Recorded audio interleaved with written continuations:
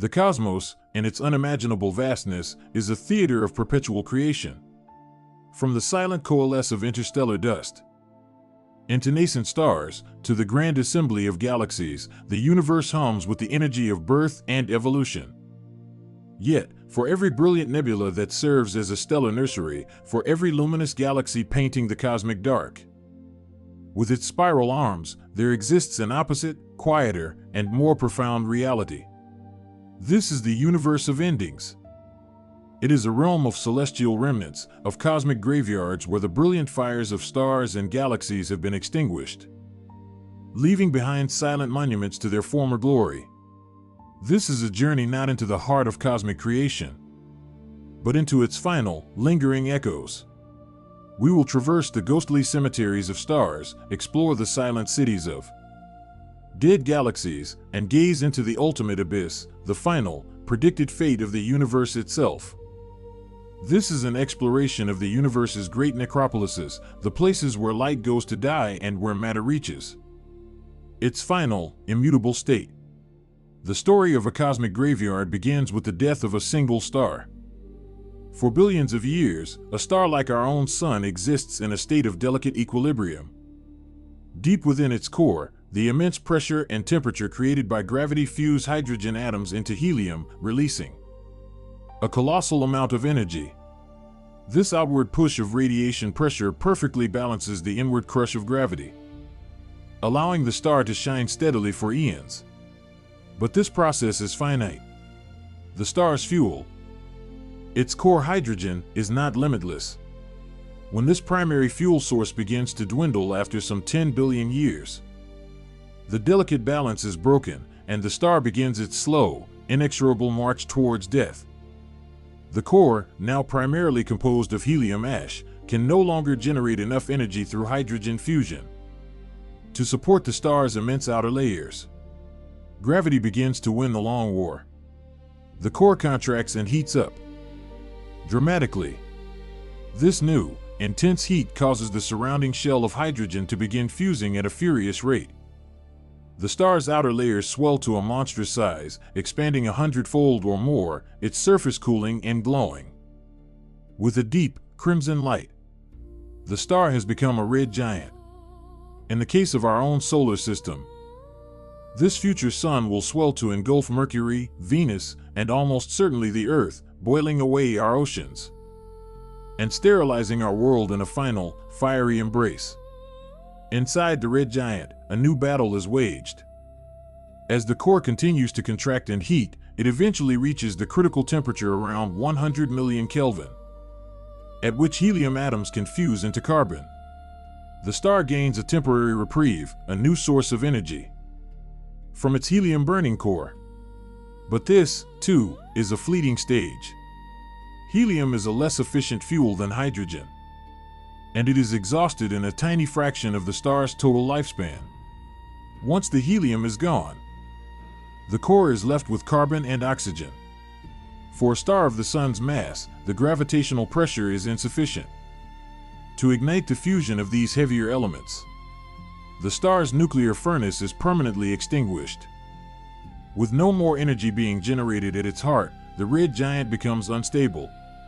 Its outer layers, vast and tenuously held, are expelled in a series of powerful pulsations.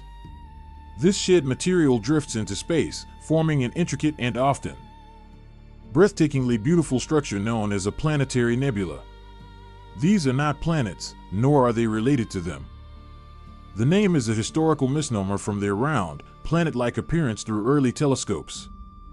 These nebulae are the ghosts of dying stars, ionized by the intense ultraviolet radiation from the exposed stellar core. The expanding shells of gas glow in magnificent hues of green, blue, and red, tracing complex shapes, rings, hourglasses, and butterfly wings.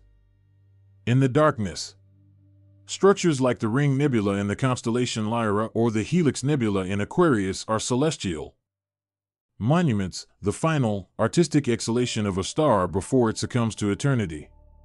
They enrich the interstellar medium with heavier elements like carbon and nitrogen, elements forged in the star's core that will one day be incorporated into new stars and planets. At the heart of this glowing shroud lies the star's final legacy, a white dwarf. This is the superdense, Earth-sized core of the former star. Having shed its atmospheric layers, all that remains is a ball of carbon and oxygen so compacted that a single teaspoon of its material would weigh several tons on Earth. A white dwarf no longer produces new heat through fusion. It simply glows with leftover thermal energy, like a celestial ember slowly cooling in the cosmic dark. What prevents it from collapsing further under its own immense gravity is a purely quantum mechanical phenomenon known as electron degeneracy pressure. The electrons within the star are squeezed so tightly together that the laws of quantum mechanics forbid them from occupying the same state, creating a powerful outward pressure that resists gravity's pull. This state is the final stable configuration for a low-mass star. For countless trillions of years, this white dwarf will continue to cool, its brilliant white light fading to yellow, then to red, until it finally becomes a cold, dark, inert crystal of carbon and oxygen, a black dwarf. In the current age of the universe, not a single black dwarf is thought to exist, as the time required for a white dwarf to cool to this state is longer than the universe has been alive. These stellar corpses are thus a vision of the far, far future, the silent occupants of a cold and ancient cosmos. While stars like our Sun fade away with a relatively gentle sigh, the universe's most massive stars, those more than 8 times the mass of the Sun, meet their end in a cataclysm of unimaginable violence. These giants live fast and die young. Their enormous mass creates crushing pressures and scorching temperatures in their cores, causing them to burn through their hydrogen fuel in a mere few million years, not billions. Once the hydrogen is exhausted, they swell into red supergiants, like Betelgeuse in the constellation Orion, and begin fusing progressively heavier elements. Helium fuses into carbon, carbon into neon, neon into oxygen, oxygen into silicon, and finally, silicon into iron. The star develops a layered, onion-like structure, with the heaviest elements concentrated in the core. The creation of iron is the final, fatal act in the star's life. All fusion processes up to iron release energy, which helps to hold the star up against gravity. But fusing iron nuclei into heavier elements consumes energy rather than releasing it. The moment the core becomes dominated by iron, the star's energy source is cut off completely. In less than a second, the equilibrium that sustained the star for millions of years is catastrophically shattered. Gravity, unopposed, takes over with terrifying force. The iron core, roughly the size of the Earth but containing more mass than our Sun, collapses in on itself at a quarter of the speed of light. In a fraction of a second, it shrinks to a sphere just a few dozen kilometers across. The temperatures and densities skyrocket to levels beyond comprehension. The core material is crushed so intensely that atomic nuclei are slammed together. Protons and electrons are forced to merge, creating a flood of neutrons and a stupendous burst of ethereal particles called neutrinos. The core becomes, in effect, a single, gigantic atomic nucleus, a protoneutron star. The collapse is then halted with brutal suddenness by a new quantum force, neutron degeneracy pressure, which is far more powerful than the electron degeneracy pressure that supports a white dwarf. The imploding material rebounds off this incredibly dense, rigid core, creating a shockwave of immense power. This shockwave, further energized by the colossal blast of neutrinos from the core, blasts outwards through the star's outer layers. The result is a core collapse. Supernova, one of the most energetic events in the universe. For a few weeks, the exploding star can outshine its entire host galaxy, releasing more energy than the Sun will in its entire 10 billion year lifetime. The explosion forges elements heavier than iron, gold, platinum, uranium, and blasts them, along with the star's other constituent elements, far out into space at incredible speeds. These expanding clouds of stellar guts, known as supernova remnants, are another type of stellar graveyard, but one that paradoxically serves as a cradle for new life. The Crab Nebula, the remnant of a supernova, observed by Chinese astronomers in 1054 AD, is a tangled, glowing web of gas and dust still expanding outwards. From the cataclysm, every atom of gold in a wedding ring, every atom of iron in our blood, was forged in the heart of such a dying massive star and scattered across the galaxy by its explosive death. We are, in the most literal sense, born from the ashes of these stellar graveyards.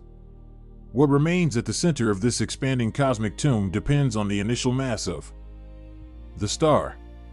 For most massive stars, the core survives the collapse as a neutron star. This is one of the most extreme objects known to science. All the mass of a star several times larger than our Sun is packed into a sphere just 20 to 30 kilometers in diameter. Its density is astronomical. A sugar cube-sized piece of a neutron star would have a mass of 100 million tons. Its gravitational field is so intense that light is visibly bent around it. Due to the conservation of angular momentum from the star's original spin, a neutron star is born rotating at incredible speeds, sometimes hundreds of times per second. It also inherits the progenitor star's magnetic field, which is concentrated and amplified to become trillions of times stronger than Earth's. This combination of rapid rotation and a powerful magnetic field can turn the neutron star into a pulsar. As the star spins, beams of radiation from radio waves to gamma rays emanate from its magnetic poles. If these beams happen to sweep across the Earth, we observe a regular, pulsing signal, like the beam from a celestial lighthouse. For an observer, it is a rhythmic beat from a stellar tomb, a constant reminder of the violent power that created it.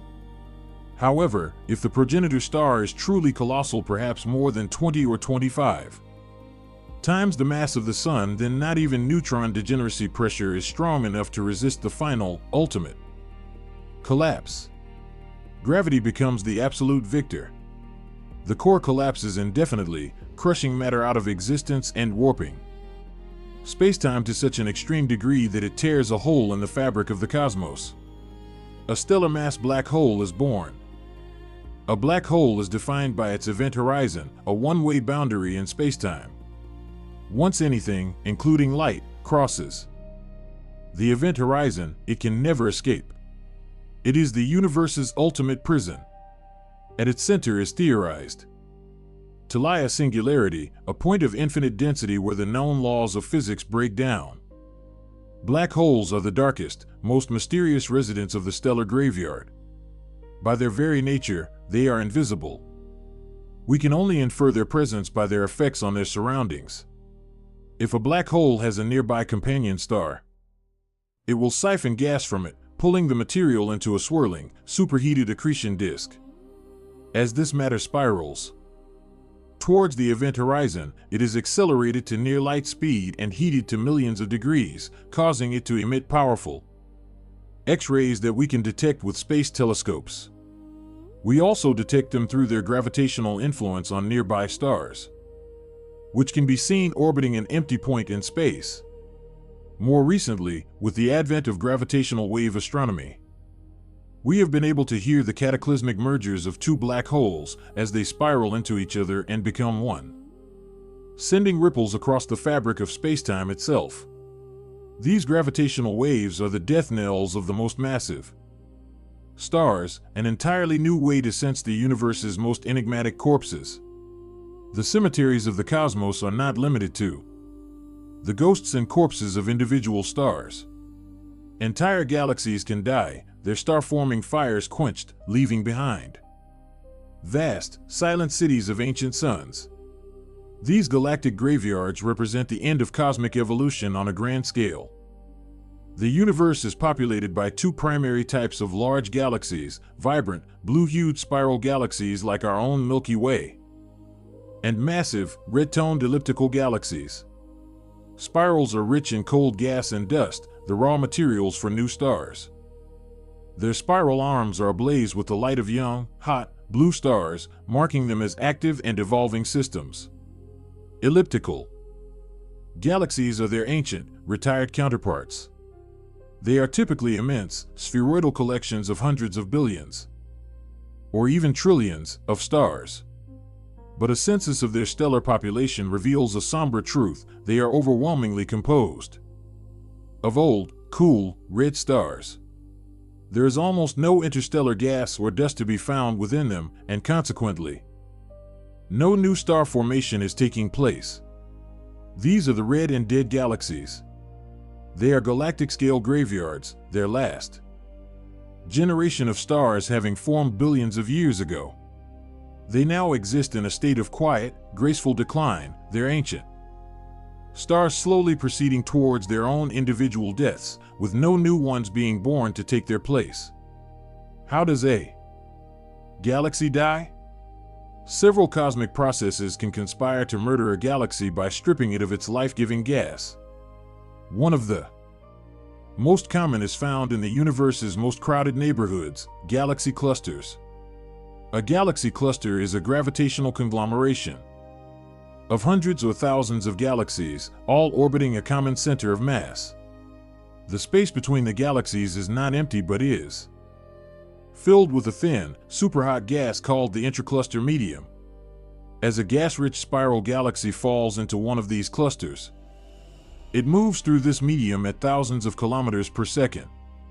This creates an immense headwind, a process known as ram pressure stripping. Just as a strong wind can strip leaves from a tree, the pressure from the intracluster medium can violently strip the cold gas and dust from the infalling galaxy, leaving a trailing tail of stolen star-forming material behind it. Once robbed of its gas, the galaxy's star formation ceases, and it begins the long transformation into a red and dead elliptical, or S0 type galaxy. Another potent agent of galactic death lies at the very heart of most galaxies: a supermassive black hole. These are not the stellar mass black holes left behind by a single star, but behemoths containing the mass of millions, or even billions of suns. When these giants are actively feeding on surrounding gas and stars, the process is anything but. The material forms a hyperluminous accretion disk that can outshine the entire host galaxy, creating a phenomenon known as an active galactic nucleus, or AGN. The most powerful of these are called quasars. While these are spectacular events, they can be fatal for the galaxy. The intense energy and radiation blasting out from the AGN can heat the gas throughout the galaxy or blow it out entirely in powerful jets and winds. This AGN feedback effectively sterilizes the galaxy, shutting down its ability to form new stars and accelerating its transition into a passive, red and dead state. The supermassive black hole, once an engine of spectacular light, becomes the agent of its host's demise. Galactic death can also be a more violent, intimate affair. The universe is a dynamic place, and galaxies frequently collide and merge. While these mergers can sometimes trigger spectacular bursts of new star formation by compressing gas clouds, the final outcome is often the creation of a larger, gas-poor elliptical galaxy. The merger process thoroughly disrupts the delicate spiral structures, scrambles the stellar orbits, and uses up a large fraction of the available gas in one last, brilliant starburst. The resulting monolithic galaxy settles down into a quiet retirement. Our own Milky Way is on a collision course with our nearest large neighbor, the Andromeda Galaxy. In about 4.5 billion years, the two will merge in a cosmic dance spanning hundreds of millions of years. The resulting galaxy, dubbed Milkomeda, is predicted to be a giant elliptical galaxy, a future graveyard born from the union of two of the local universe's most vibrant star systems. The evidence of these past galactic deaths is written in the sky, visible to those who know how to read the faint light. As large galaxies like the Milky Way or Andromeda grow, they do so by consuming smaller, dwarf galaxies. This process of galactic cannibalism is messy, leaving behind celestial skeletons. as the smaller galaxy is torn apart by the immense tidal forces of the larger one. Its stars are stretched out into vast, faint arcs and ribbons of stars known as tidal streams. These stellar streams, like the Sagittarius Stream or the Orphan Stream encircling the Milky Way, are the ghostly trails of murdered galaxies. They are the spectral remnants of systems that once shone with their own light, now reduced to a diffuse population of orphan stars woven into the halo of their conqueror. Looking at these streams is like seeing the archaeological remains of our galaxy's violent, cannibalistic past. On an even larger scale, within galaxy clusters, the cumulative effect of eons of ram pressure stripping, galactic harassment, and cannibalism creates a truly vast graveyard. The stars, torn from their parent galaxies, do not simply vanish, they become part of a diffuse, ghostly glow that permeates the entire cluster, known as intracluster light. This faint light, a sea of 100 billion homeless stars, is the collective ghost of countless disrupted galaxies. These stars are untethered, drifting forever in the gravitational well of the cluster, never again to be part of a coherent galactic structure. The intracluster light is perhaps the largest and most poignant graveyard we can observe, a testament to the ceaseless, brutal dynamics that govern the lives and deaths of galaxies. To understand the ultimate graveyard, however, we must look beyond the death of stars and galaxies and contemplate the fate of the universe itself. This is a journey into theoretical physics and cosmological timescales so vast they defy human comprehension. According to our current understanding, driven by the mysterious force of dark energy, the universe is not only expanding, but the expansion is accelerating. Galaxies are receding from each other at ever-increasing speeds. This leads to a scenario for the far future known as the heat death or the Big Freeze. The first stage of this cosmic end will be the end of the stelliferous era, the age of stars in which we currently live. Star formation is a process that relies on a finite resource, cold, dense gas. As galaxies merge, use up their gas, and as the expansion of the universe pulls galactic groups ever further apart, the raw material for star birth will be exhausted. In about 1 trillion years from now, star formation across the cosmos will have effectively ceased. The last stars will be the smallest and faintest, the red dwarfs. These incredibly long-lived stars sip their hydrogen fuel so slowly that they can shine for trillions of years. But even they are not eternal. As the last red dwarf burns through its fuel, its light will flicker and die. With its extinguishment, the universe will be plunged into a profound and lasting darkness, illuminated only by the faint glow of cooling stellar remnants. This ushers in the degenerate era. The universe will be a cold, dark, and sparsely populated realm, its only major inhabitants the corpses of stars, black holes, neutron stars, and the now cooling white dwarfs. Galaxies as we know them will have dissolved, their stellar remnants either flung into intergalactic space by chaotic gravitational interactions or having fallen into the central supermassive black hole. The universe will be a thin, cold soup of these degenerate objects. Over unimaginable timescales, even these remnants may not be stable. One grand, unified theory of particle physics predicts that protons, the building blocks of atomic nuclei, are ultimately unstable and will decay. The half-life of a proton is hypothetical and extremely long, perhaps 10 to the power of 36 years or more, but if it is finite, then all matter as we know it is temporary. The white dwarfs and neutron stars would slowly evaporate into a bath of low-energy radiation and subatomic particles, their very substance dissolving into the void. Following this, the universe enters the black hole era. After all baryonic matter has decayed, the only significant structures remaining will be black holes. These celestial leviathans will be the last kings of the cosmos, solitary objects drifting through an otherwise featureless void. But they too are not eternal. In the 1970s, Stephen Hawking theorized that black holes can slowly lose mass through a quantum mechanical process now known as Hawking radiation. At the edge of the event horizon, pairs of virtual particles are constantly popping into and out of existence. Occasionally, one particle of a pair will fall into the black hole while the other escapes, carrying away a tiny amount of the black hole's mass energy. This process of evaporation is incredibly slow. A stellar mass black hole would take around 10 to the power of 67 years to evaporate completely.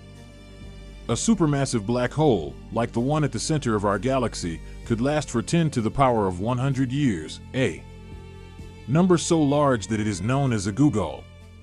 As they evaporate, they will radiate their mass away as a faint, low-temperature thermal glow. In their final moments, they will release their remaining energy in a final flash of high-energy particles before vanishing forever. The evaporation of the last, most massive black hole will signal the end of the last structured objects in the cosmos.